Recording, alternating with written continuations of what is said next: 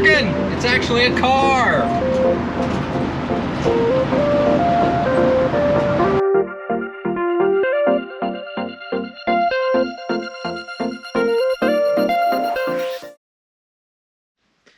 What's up, guys? Welcome back to the channel. Thank you for taking the time to be here. As always, I appreciate it.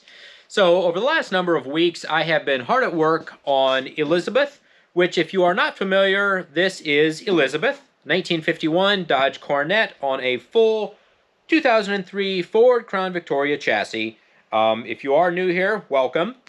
And over the last number of weeks, I haven't been doing the greatest job of being a YouTuber and actually filming all the work that I've been getting done, just because kind of time-consuming and doing some of this stuff, and honestly, I just kind of wanted to get it done. So in the last video, we were kind of going over how we were mounting the front fenders. We were working on the hood hinges, and so I've gotten a lot of work done in finalizing that and figuring stuff out, which I'm super excited about because there were definitely some unknowns there.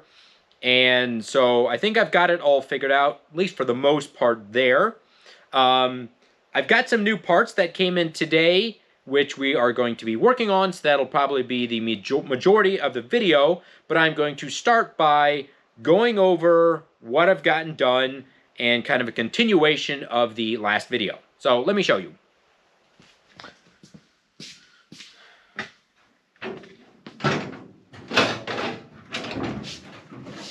Alright, let me get my fancy hood hinge or hood support put in here. There we go. Alright, so where to start? So, last video, if you watched it, we were working on our hood hinges. These are factory Coronet hood hinges, which you'd think would be a simple thing to reinstall. Unfortunately, the way the body was shaped with the Crown Vic, we had to trim a bunch of the hinge off so it couldn't bolt on like stock. So we ended up cutting and notching tubes that went in here.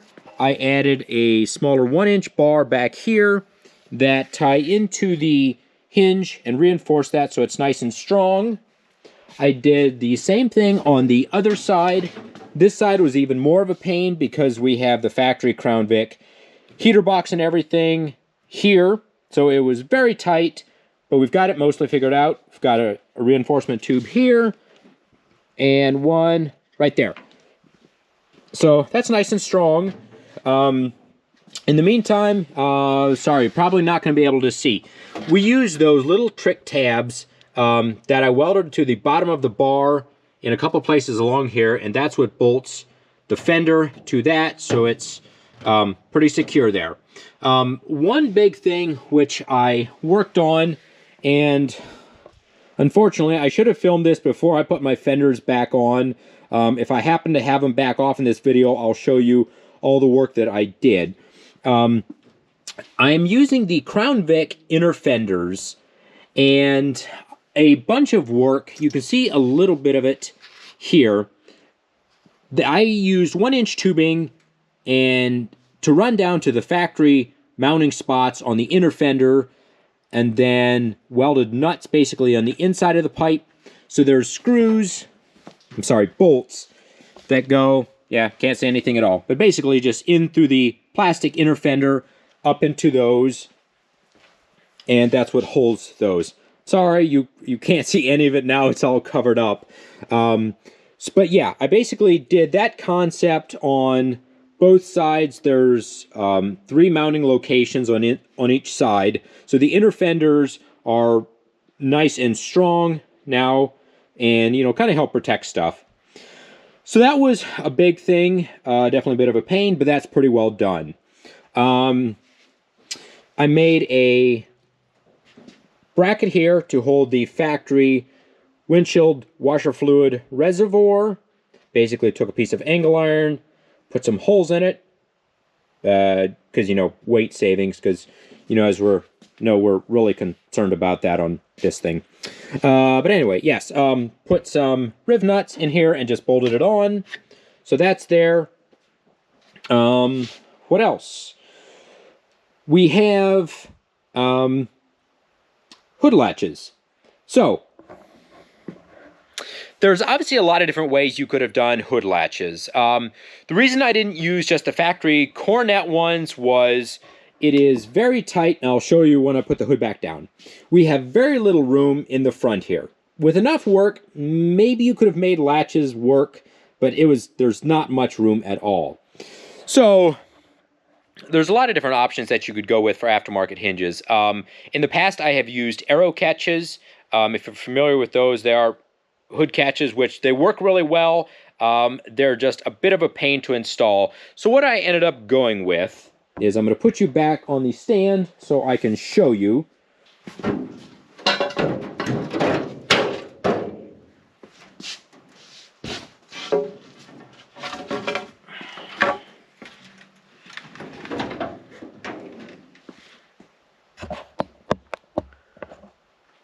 Are these basic little quick release hood pins, and how they work. Shut the hood like that, so you simply push it in on each side and that releases it.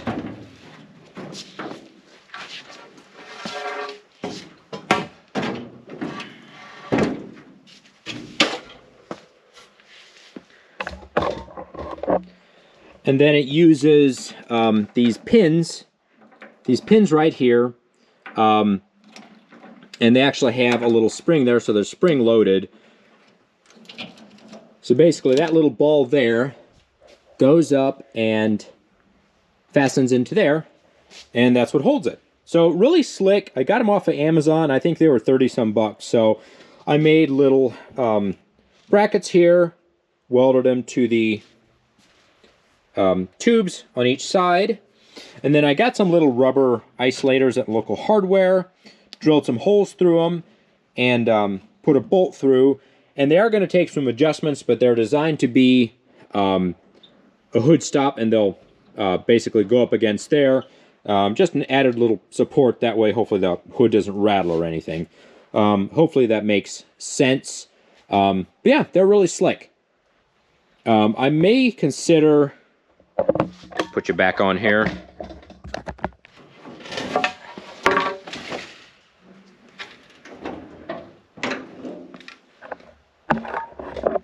Show you here. So basically then you just push in on each side and they click and hold it nice and tight.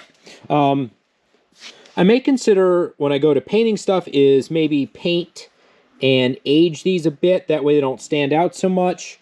I would have liked to have silver rather than black. Unfortunately, I couldn't get them in this size with that, so we're dealing with black for now. So that's pretty well figured out. Oh, one other thing I wanted to show you about the hinge on this side. Sorry, I know it's a lot of talking.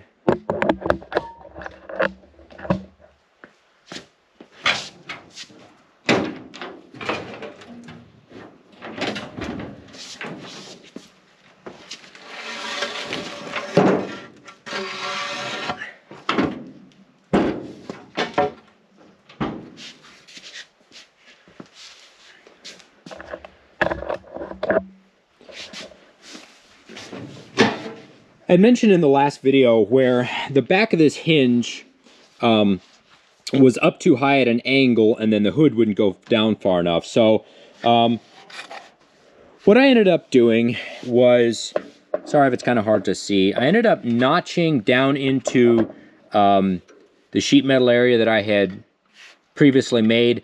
I basically just notched down in, made a little kind of a recessed box in there. That way this hinge could set down in it farther, and then the back of the hinge could go down. So I know that's not the most exciting, but it was a necessary thing to do, and we figured that out. So that's kind of what we're at with the front here. I'm starting to figure out the grill situation. This is part of the stock grill that was originally on it. Obviously, because the car is so much wider, we have a gap in the center, so I may be making sheet metal to fill that in.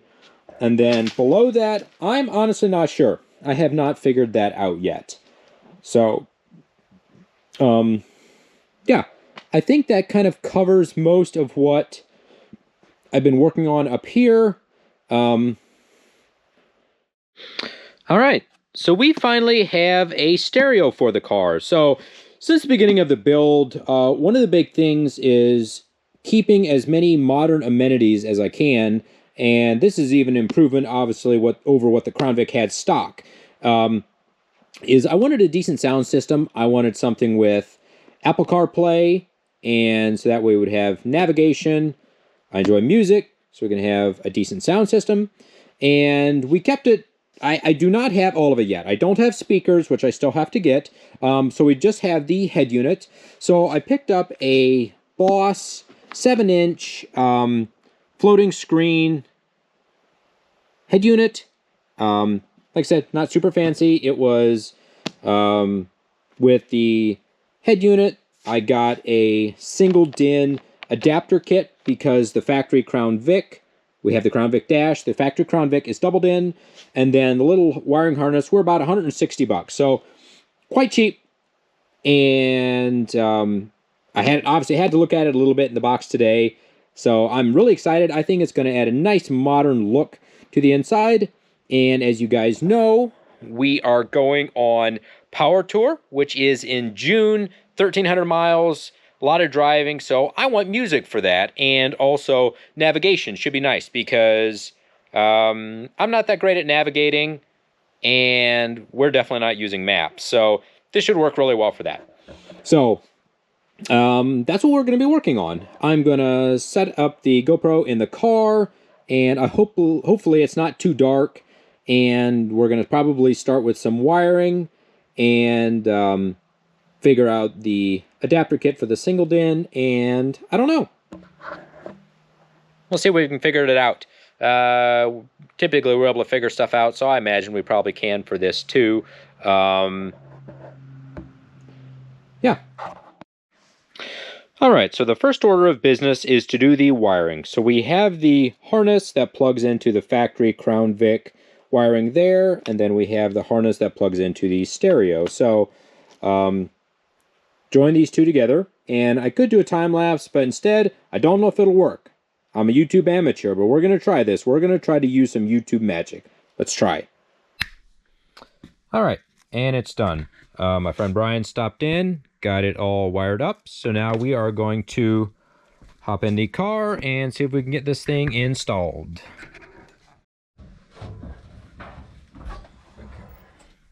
So now we have...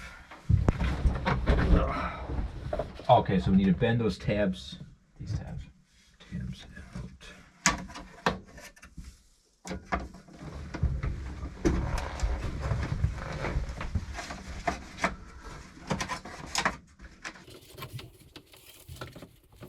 Is this a screwdriver? Yeah. Okay. Thank you.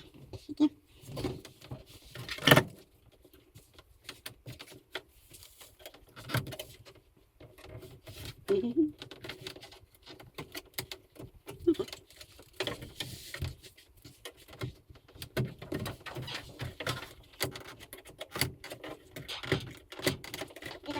What? Yeah. Maybe? There we go. There we go. Goes down. And still seems a little floppy. There we go. Put those in there. Okay. These little ones here.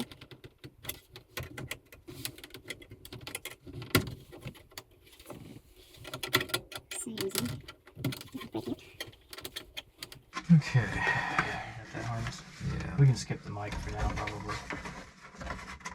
Okay, so even though I don't have an antenna. Okay. And this one was backwards. Kind of. Okay.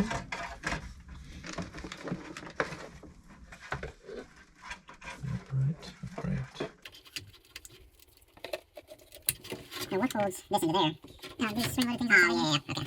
So now, figure where to sneak that stuff out. Yeah, let's get there. But I don't have the console out of the way. That'd be nice. That'd be nice.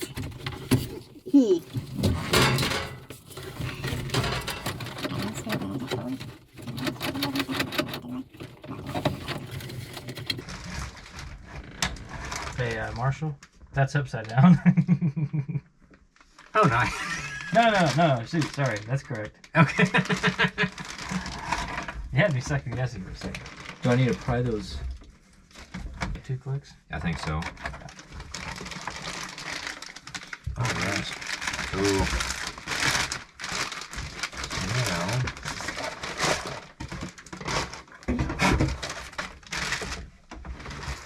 And then this thing can be adjusted. Is your battery turned on? Yes. Oh, don't power on yet. I can also slide this. Let me slide this up.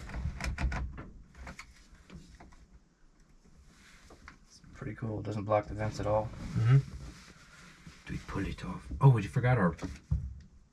Oh, never mind. Yeah.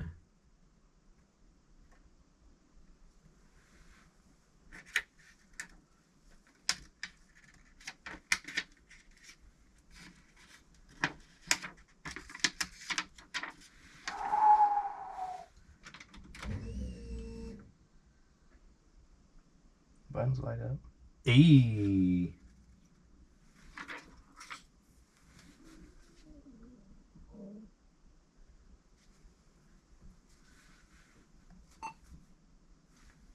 I plugged in the speaker while you were gone. Did you? That's awesome.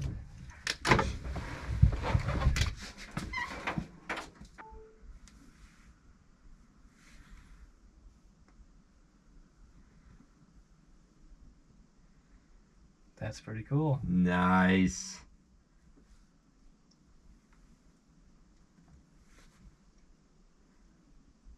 That's cool. So I've never had Apple CarPlay. I don't know if it was I haven't normal. either. Oh, you haven't?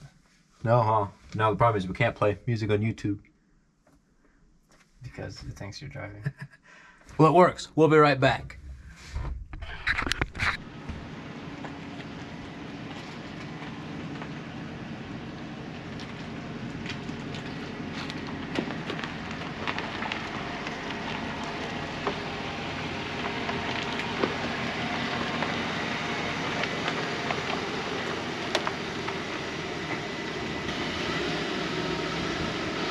All right, well, it is the next day and it is a beautiful afternoon. So I figured, you know what? I think we have got it together enough. I bolted some stuff together just kind of temporarily and zip tied some stuff up. We're gonna try to go on a proper test drive. We've done a tiny bit, but not much. Fenders are secure, the hood's secure, made sure the wheels are tight. I don't think anything major is going to fall off. I guess we'll find out. So yeah, let's go for a little ride.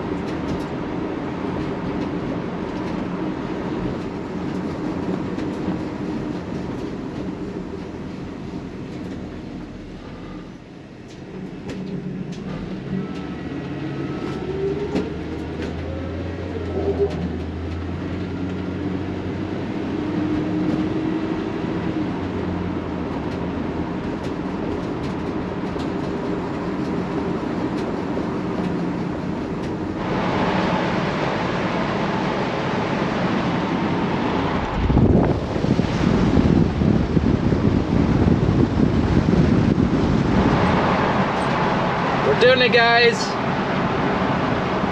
Sorry, there's definitely some wind noise. It's working. It's actually a car.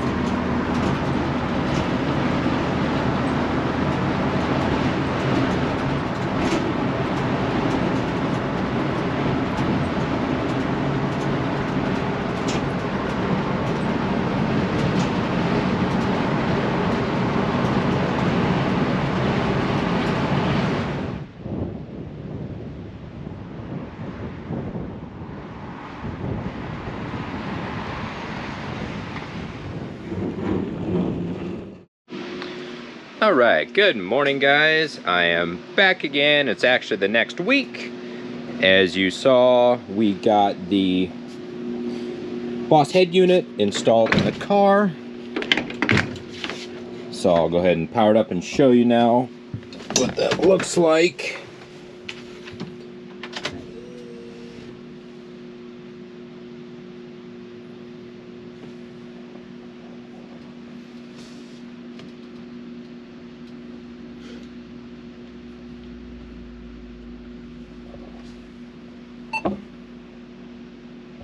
So far I've been really happy with it. It's wired Apple CarPlay and Android Auto. You can also do it Bluetooth. So it has, find them here, a couple of USB plugins, one for charging, one for doing the Apple CarPlay, and bunch of different stuff you can change on it. So far works really nice. I'm really happy with how it looks. You can change the color of like your lighted buttons down here. And if you happen to have a Crown Vic, I wasn't positive if it was going to fit okay with the dash, how it's shaped, how it comes out. But thankfully the screen is obviously adjustable back and forth, but it also slides up and down as well. So fits no issue. Technically with the single DIN, there's a little cubby back here, but it's obviously, I'm sorry, at the top, but it's covered up. So yeah. That works really well. I'm really happy with it. So far, we just have one little stock Ford speaker wired in, but I just got a couple more things for the sound system yesterday. So I got a set of 4 Scar Audio 6x8 two-way coaxial speakers, and I'm going to pull the other ones out of the box here. And then I also got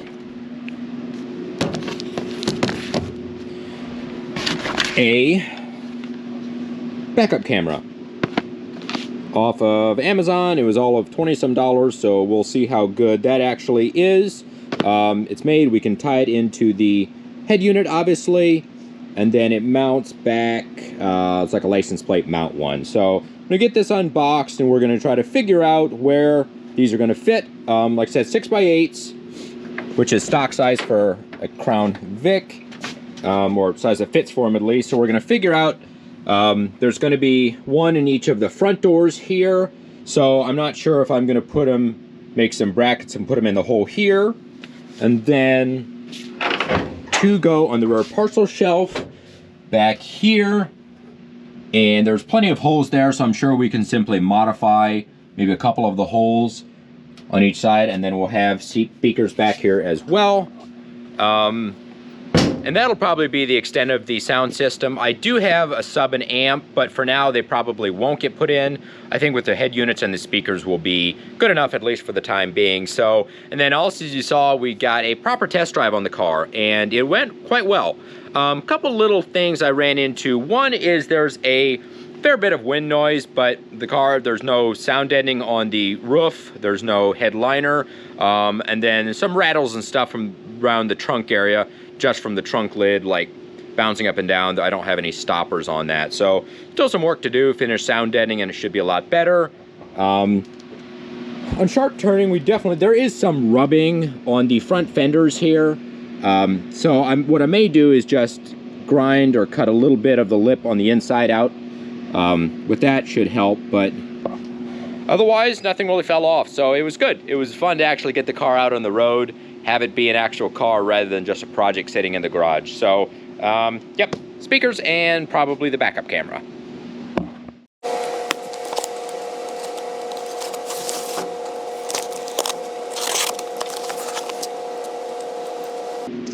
All right, and these are very much budget speakers as well. They were, I think, $40-some for a set of 2 off of Amazon, so nothing crazy at all.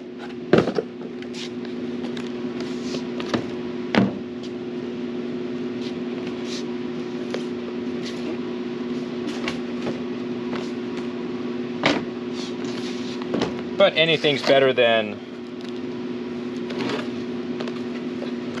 one factory forged speaker, so.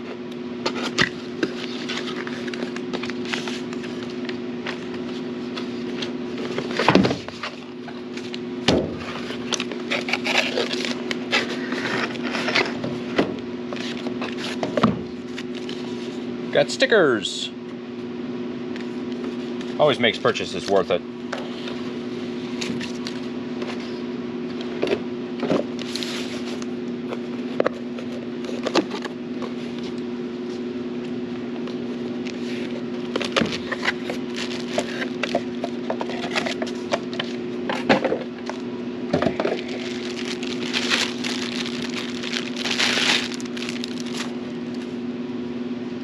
So that's what they look like there. They look decent. See if we can figure out a place to put them. All right, so I think we're going to use part of the existing hole that's already here and put it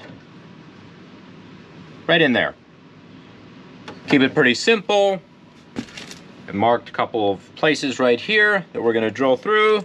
I scrounged some 6mm bolts and nuts from the Crown Vic, so we're going to go ahead and get some holes drilled. Go for it.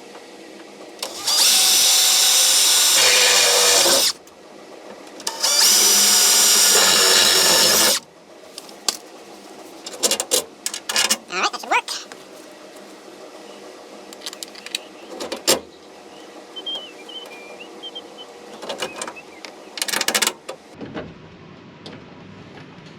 Yeah, I think that should work fine. Before I completely bolt this in, I'm going to figure out the wiring connectors here.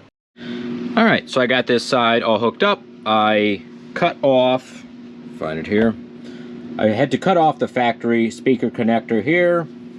Used a couple of little spade terminals.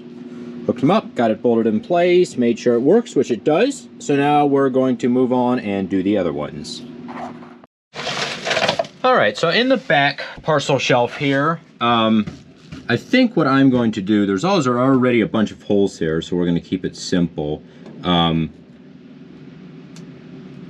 think what I can do is simply cut out this center brace here, this section here, and then the speaker can set right down in there, and then we'll just keep it real simple, bolt it at each end. Real simple. All right, so we got our rear speakers in as well. Just cut those holes open bigger to fit. So I did the same thing with the connectors here, just cut the factory ones off, put those little spade connectors on for those, and then also the front passenger one. So everything is hooked up and everything works. It's once you turn it up, you really notice all the vibrations through the doors and everything like that, which is fine. It's understandable. Everything's going to get sound deadened anyway. So I think probably for the time being, that's going to be a wrap on the sound system. Yeah, very much a budget system, nothing crazy or expensive at all. So I think it'll do good. So. All right, so I just wrapped up the backup camera. That took me a little bit to figure out and get everything wired up. But now, if you see, if we can see here, put it into reverse. It automatically kicks on the backup camera. Put it in park. Automatically turns it off.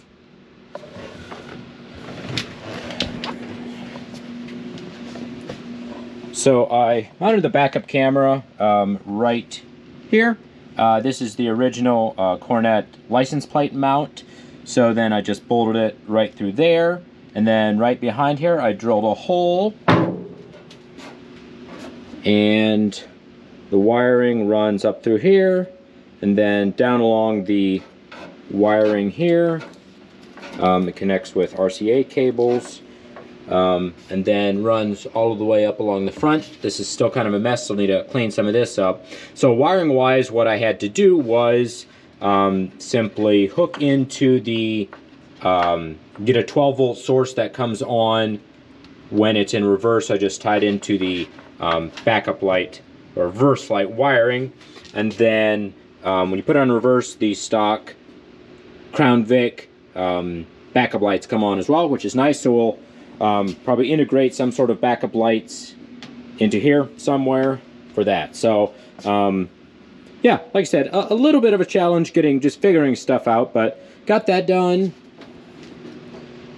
And should make it nice, especially because visibility in the car may or may not be the greatest. We'll see. So it's a nice feature to have. Yep, wire just runs along the side here, up underneath the dash, and connects into the back of the head unit.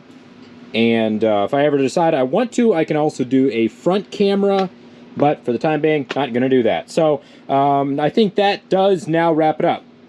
Got our head unit in, we've got our 4 speakers in, we've got our backup camera all wired in. So I think I'm going to call it a wrap with that. Okay, I decided I might as well show you guys this. I opened the garage door so that I could actually see with the backup camera. So now with the garage door open, I see that, if you can tell, it is upside down. Nice. Should be an easy fix. We just need to flip the camera and we should be good. Alright guys, that's going to be a wrap on another episode. Happy with the progress that we've made. We got the head unit put in, we have the Apple CarPlay, we have backup camera, which were a couple of the things that I've wanted for a long time for this, so I'm excited about it. We've got all 4 of these Scar speakers in, so that's pretty well a wrap on the sound system. Have a bunch of sound deadening to do yet, which should make it sound a lot better. And I have been working on a couple of other things on the car as well. A couple of pretty exciting things. However, I think I'm going to wait until the next episode to show you guys that. So, as always, thank you for watching. I appreciate it. I'll see you in the next one.